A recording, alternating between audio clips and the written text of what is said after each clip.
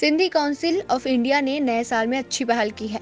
Sindhi council of India के सदस्यों ने रायपुर के फाफाडी चौक में 2023 की कैलेंडर का वितरण किया है।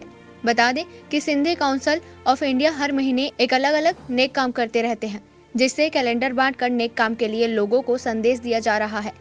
इस दौरान सुरेश सचदेवा ने कहा कि सिंधी काउंसिल ऑफ इंडिया नए साल में कैलेंडर वितरण किए हैं और सिंधी काउंसिल हर महीने कुछ न कुछ नेक काम करते रहते हैं। इससे नए साल में एक अलग सोचकर 2023 की कैलेंडर वितरण किया है।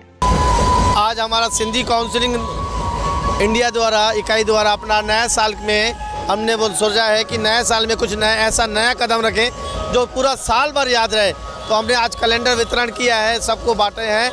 जैसे घरों घरों में ये कैलेंडर जाएगा तो हमारे सिंधी इकाइयों के नाम होगा और इस पूरे प्रदेश में हमारे सिंधी काउंसिलिंग का नाम इसलिए होगा क्योंकि ये हर महीने एक नेक काम करता है और इस नेक काम में जन सेवा, जग सेवा, जनता सेवा लगी रहती है।